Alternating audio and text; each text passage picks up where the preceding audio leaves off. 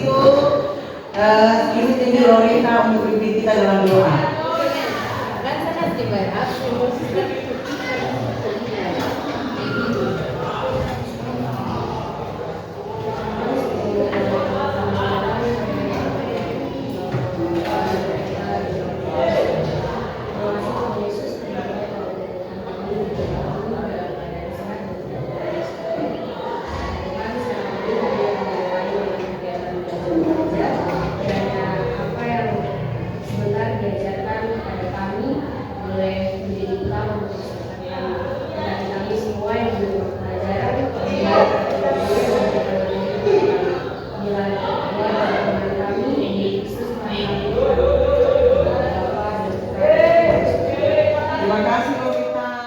Kalau begitu sekarang Ibu Asin mau panggil namanya kira-kira dari kamu ini ada nggak yang tak masuk hari ini nak? Kenapa? Kira-kira siapa nak? Dia kenapa? Karena masuk siapa yang tidak masuk hari ini? Saul. Saul kenapa nak? Aduh, Saul sakit. Terus siapa lagi? Siapa lagi? Siapa nak?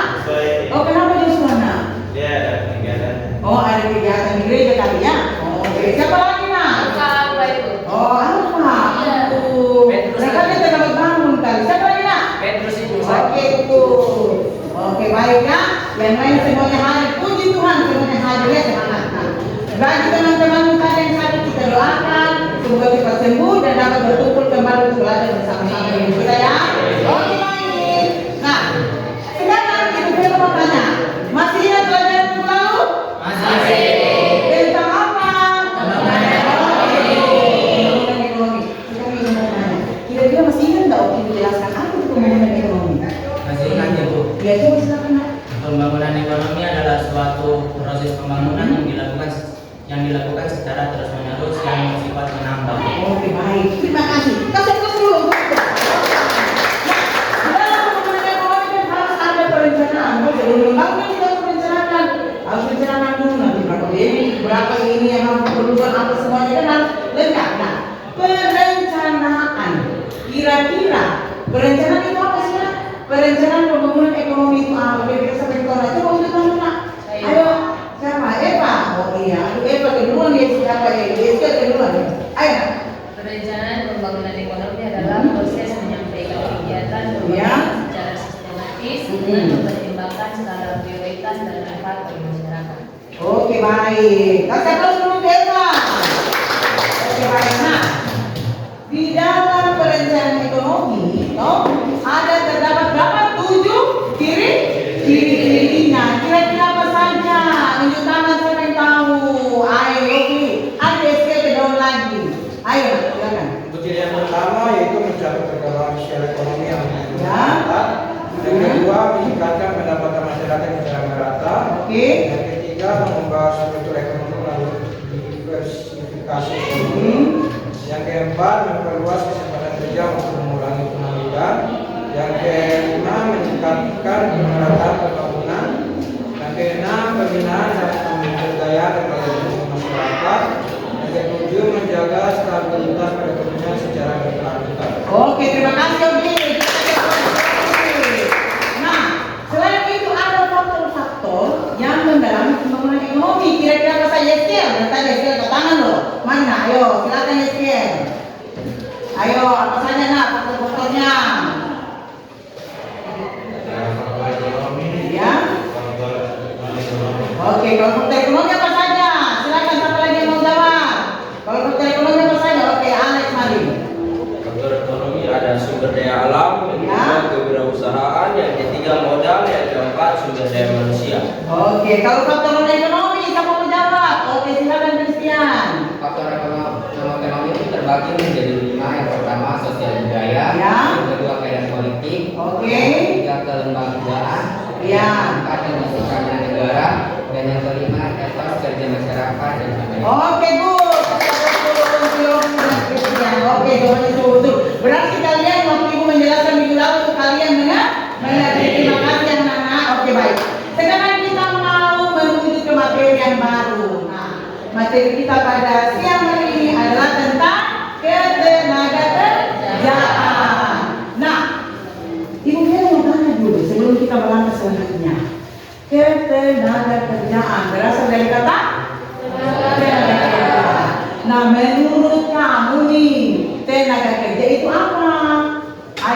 di tangan silakan Kak. Oke, aku Christian kan yang beli Kak. Yang mana duluan tadi? Oke, Christian silakan. Ketenaga kerja itu berkaitan dengan kesempatan seseorang untuk bekerja di suatu lembaga atau tempat kerja yang diinginkan. Oke, good. Nah, sekarang itu sudah tanya.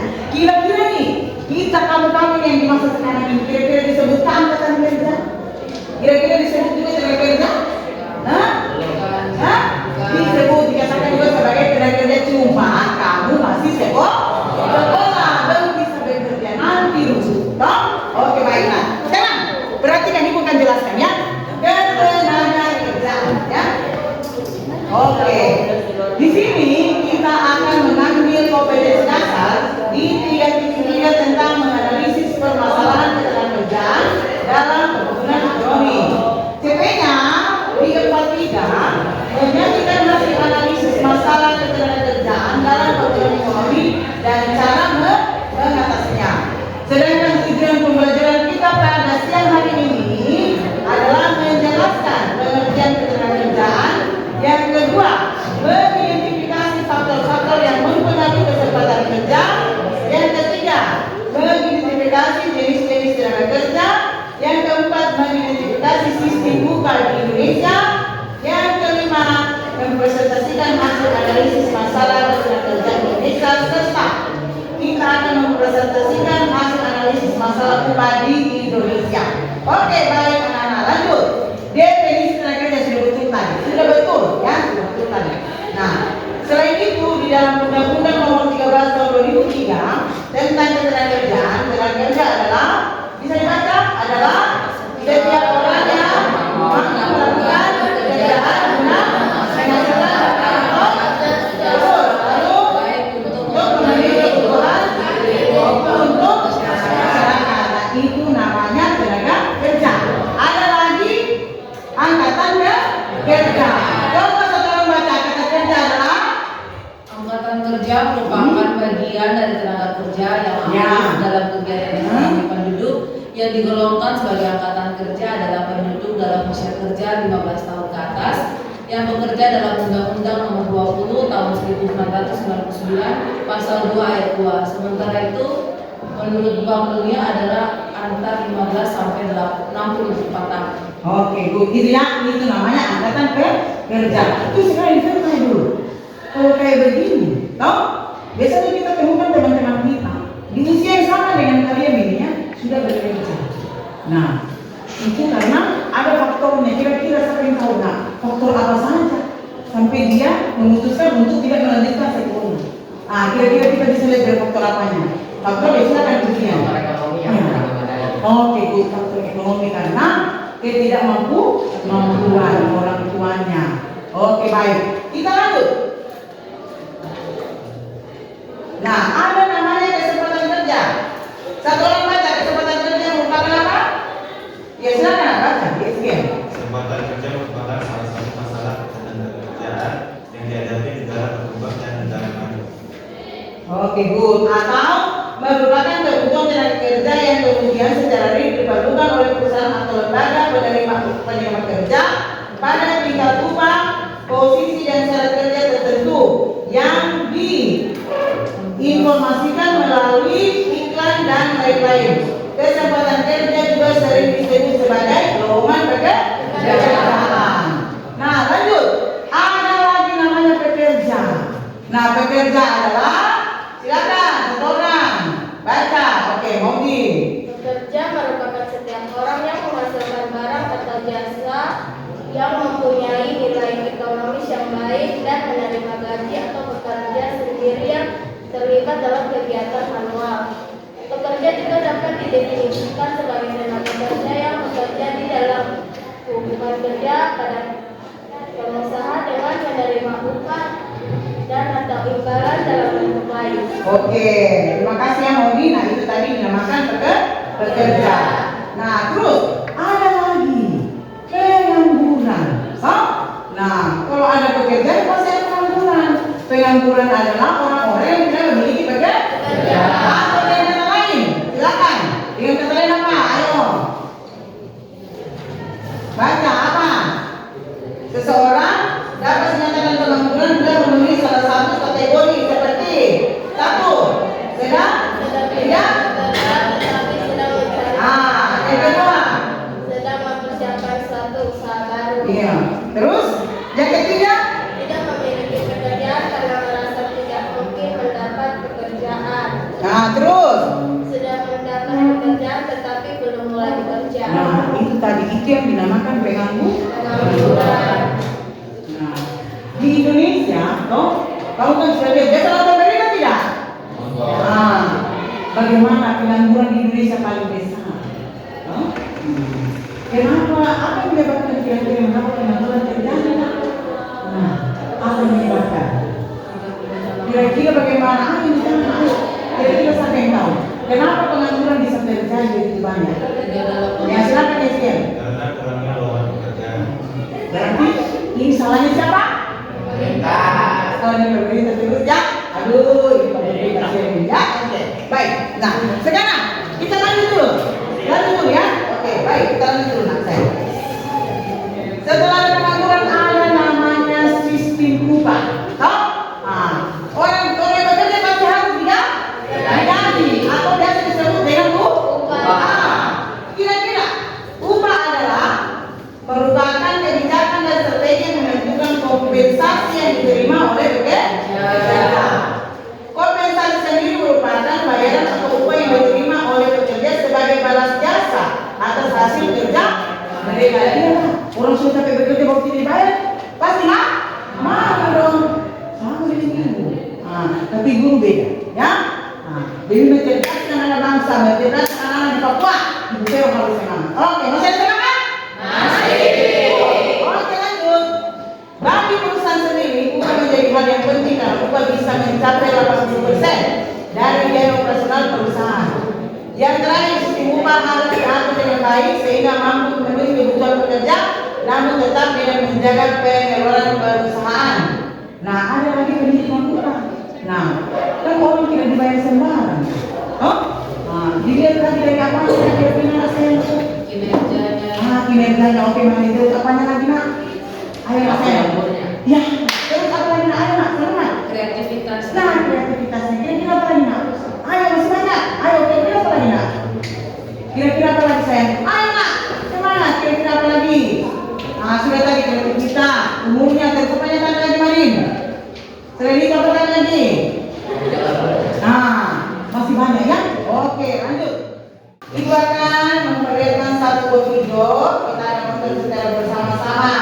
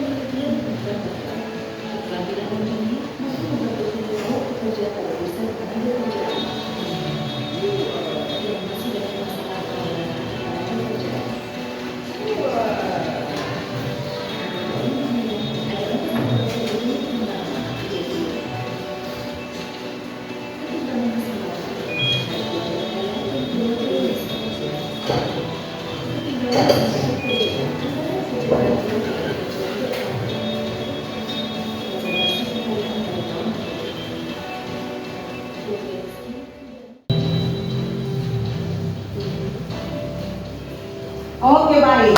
Itu tadi salah satu videonya bagaimana kita mengurangi ketimpangan dalam kesempatan kerja. Oke, baik.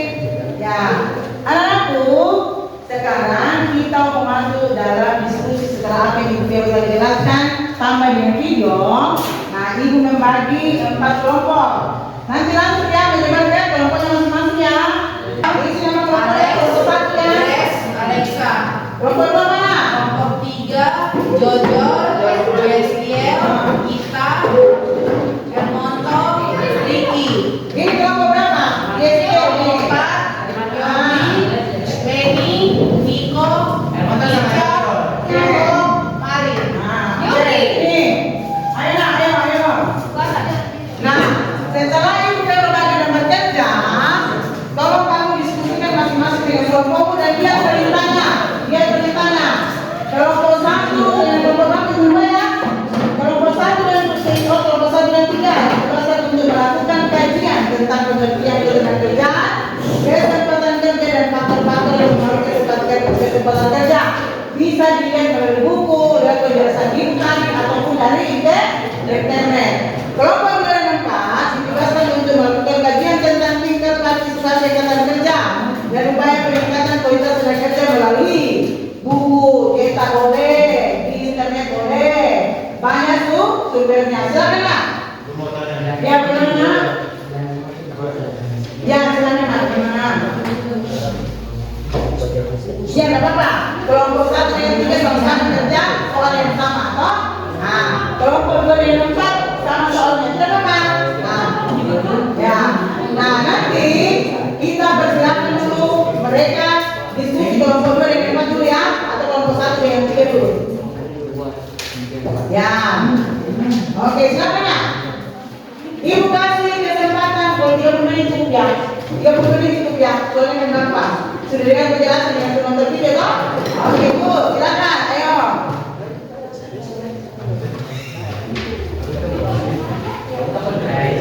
Ya, ya, 3 yang 4 silakan. Sama-sama. 3 dan 4 sama-sama tim tadi dia belum tim implementasi.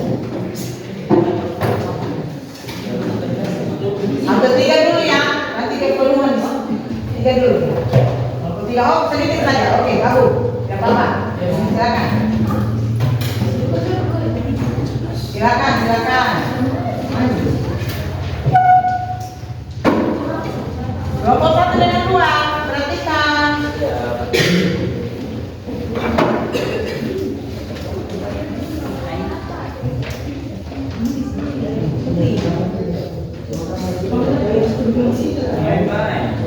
Ya, silakan. Siapa yang pembukaan? Ya, silakan. Silakan. Selamat siang Ibu dan teman-teman. Selamat siang. Kami dari kelompok 3 akan mempresentasikan hasil kerja kelompok kami. Silakan. Jadi kami akan membahas tentang kajian tentang pengertian tenaga kerja, kesempatan kerja, dan faktor-faktor yang mempengaruhi kesempatan kerja. Berdasarkan yang kami temukan, tenaga kerja adalah segala hal yang berhubungan dengan tenaga kerja pada waktu sebelum, selama, dan sesudah masa kerja. Sedangkan kesempatan kerja adalah salah satu masalah tenaga kerja yang dihadapi negara berkembang dan negara maju, atau diartikan sebagai peluang atau keadaan yang menunjukkan ketersediaan lapangan pekerjaan dengan kualifikasi tertentu. Dan faktor-faktor yang mempengaruhi kesempatan kerja yaitu usia tenaga kerja dan jumlah angkatan kerja yang tersedia. Besarnya permintaan total masyarakat, jumlah investasi yang dilakukan perorangan dan badan usaha swasta, kebijakan dan pajak kemampuan pemerintah dalam melaksanakan pembangunan dan tenaga kerja. Nah, jadi itu pembahasan kami mengenai tenaga kerja dan kesempatan kerja. Jika ada pertanyaan dari Ya, silakan. Kelompok 1 2 yang mau bertanya, silakan. Siapakah pihak yang menyediakan kesempatan kerja? Sabar, tampung dulu ya. Masih ada yang mau bertanya? Dari kelompoknya ini, mau tanya? Pertanyaan saya, Ya, silakan Jordan. jika angka pengangguran mengalami peningkatan, bagaimana solusi untuk mengurangi angka pengangguran tersebut? Oke, siapkan jawabannya. Masih ada lagi? Ya, silakan Christian. Bagaimana cara pengangguran tersebut bisa dapatkan pekerjaan jika tidak memiliki pengalaman, keterampilan atau ahli-ahli yang dalam bidang tersebut? Bagaimana cara dia mendapatkan pekerjaan jadi kalau tidak mempunyai ahli, tidak pernah magang atau bekerja di perusahaan, itu memiliki pengangguran tersebut. Kira-kira masih ada lagi? Oke, silakan. Ditampung dulu ya, tercatat, ditampung dulu. Bagaimana kondisi kesempatan kerja di Indonesia? Sudah? Tidak ada lagi? Oke. Kalau ada yang tanya silakan kelompok 3. Jawab pertanyaan teman-teman tadi. Oke, pertanyaan yang kedua saya jawab. Siapa yang bertanggung jawab dalam kesempatan kerja mengenai kesempatan kerja itu pemerintah dan swasta. Bagaimana Greg, diterima? Atau yang lain ada masukan dari yang lain? Kira-kira ada lagi yang mau ditambahkan? Tidak ada?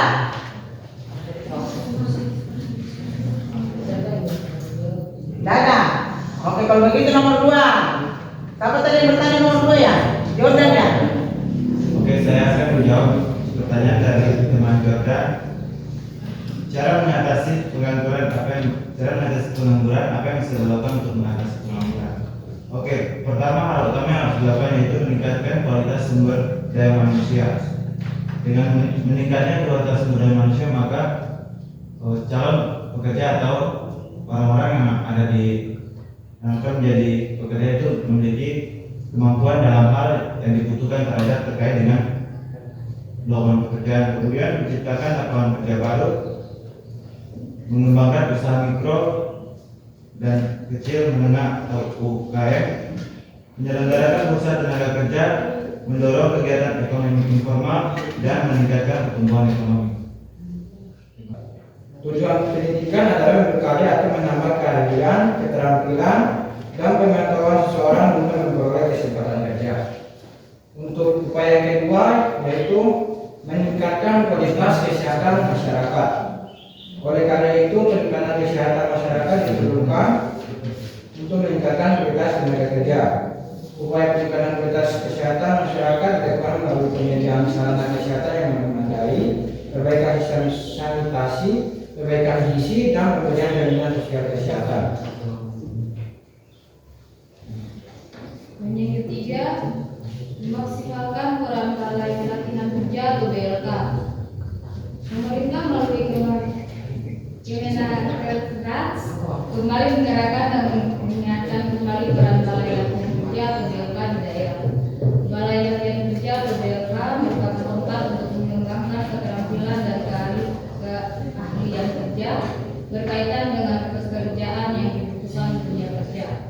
BLK menyediakan pelatihan keterampilan seperti pelatihan keterampilan otomotif, las, bangunan kayu dan batu, elektronik, komputer, teknologi informasi, menjahit, kerajinan tangan, pertanian dan perkebunan serta bidang pekerja lainnya. Yang keempat, menggalakkan program pemagangan. Program magang diatur dalam Undang-Undang Republik Indonesia Nomor 13 tentang ketenagakerjaan pasal 21 sampai 30. Ya baik, anak-anak sekalian, ya demikian tadi ya kalian. Oh sangat menarik. Ya baik. Jadi kira-kira dengan tulis bagaimana? Kira-kira setelah tadi ibu punya penjelasan dengan adanya video, penjelasan dari Vero, juga hasil presentasi kalian semua, kira-kira dengan pelajaran ini kalian bisa memahami? Bisa. Oke Bu, bisa memahami. Nah, untuk itu dari hasil kerja kalian tadi, tolong kalian kumpulkan kepada Vero, masing-masing kumpulkan, dan dengan pembelajaran tadi tentang apa? Tentang tenaga kerja. Gimana sudah betul tadi? dari Christian dan dari teman-teman semuanya, dari kelompoknya Rini, dari kelompoknya Madrid, kelompoknya Alex, semuanya sudah bagus. Nah, jadi memang tenaga kerja, masalah urusan tenaga kerja terutama di Indonesia sekarang ya, memang agak sulit, di mana pengangguran lebih banyak daripada yang bekerja. Tapi pemerintah mengusahakan supaya jangan ada pengangguran dengan mengusahakan berbagai macam upaya seperti menciptakan lapangan pekerjaan. Kita akan berikan tugas di rumah minggu depan kumpulnya masing-masing kumpul. Ya, ya ini ya. Jangan lupa dikerjakan ya. Nah, dikerjakan ya. Jangan sampai dilupa loh.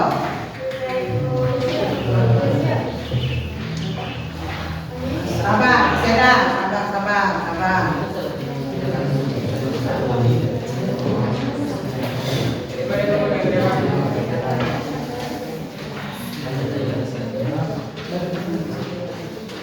Sampai pukul berapa?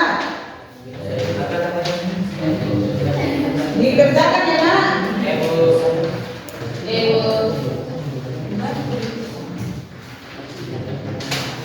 Oke, baik. Terima kasih ya anak-anakku. Sama Ibu. Ya. Oke, baik. Demikian pembelajaran kita pada siang sampai sore saat ini, dan kita akan menutup pembelajaran kita dengan berdoa bersama-sama. Kita sudah siapa? Lolita. Sekarang siapa nih? Kira-kira yang bersedia yang memimpin doa? Silakan. Oke, mana?